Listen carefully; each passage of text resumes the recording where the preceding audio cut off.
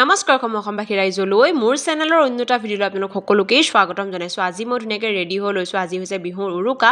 আইতাহঁতৰ ঘৰলৈ যাওঁ বুলি ওলাইছোঁ। ইফালে জোঁৱাইকে তালি টোপোলা বান্ধি আছে, তিল পিঠা লৈছে, ইফালে মায়ে জতাই দিছে ঘৰৰে লাড়ু, বেঙেনা, বিলাহী, মই বনোৱা নাৰিকলৰ লাড়ু, লগতে হাঁহৰ মাংস লৈছোঁ অলপ, আৰু ইফালে তিতা আইতাই খাই যিহেতু ভাল পায়, গতিকে তিতাও মায়ে শুকুৱাই পেলাই বান্ধি দিছে। ইফালে ভেদাইলতা লৈছোঁ, কাৰণ 100 এবিধ শাকেৰ সৈতে গৰু বিহুৰ দিনাখনতো খাব ন, গতিকে ভেদাইলতা বান্ধি লৈছোঁ। ইফালে বেঙেনা আৰু জলকীয়া পুলিও লৈ লৈছোঁ।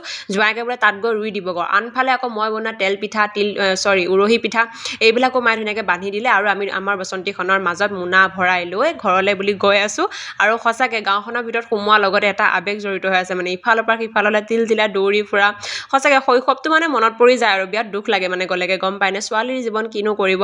আৰু গৈ পাই এয়া হৈছে মোৰ ঘৰখন। এয়া আইতাই মোক কামত লগাই দিছে বুট মগু বচাত, মানে আইতাই কৈছে বুট মগুকেইটা বাচি থৈ যা, যিহেতু গৰু বিহুৰ দিনাখন নেবত দিব আমাৰ। আৰু এইখনে হৈছে মোৰ ঘৰখন, য'ত মই সৰুৰ পৰা পঢ়ি শুনি ডাঙৰ দীঘল হৈছিলোঁ। মই পিছত জ্বলা ধৰিব নাজানো দেই, নেহা আহিব, যেনে তেনে কৰি ধৰিলেও আইতাক বাছি কৰি চাফা কৰি দিছোঁ আৰু মই বস্তুখিনি। আনফালে হাঁহৰ মাংস বনাই আছে আইতাই, ইফালে দালি পাতি থৈছে, আৰু এইগৰাকী হৈছে মোৰ আইতাগৰাকী। ছাইডৰ ফালৰ পৰা অলপ ক্লিপটো লৈ থৈ দিছোঁ মই।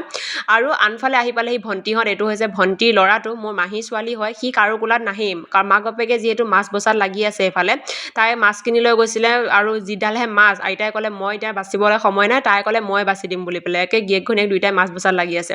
তাৰপিছত ইফালে ককা আইতাক ধূপ ধূনা দি পেলাই সেৱা কৰিলোঁ, আৰু যি উপহাৰ নিছিলোঁ সেয়া উপহাৰ দিলোঁ। তাৰপিছত আইতাই ধুনীয়াকৈ মোৰ কাৰণে বৰা চাউলৰ ভাত বনাই থৈ দিছিলে, কাৰণ মোৰ হাঁহৰ মাংসৰ লগত বৰা চাউলৰ ভাত ফেভৰিট।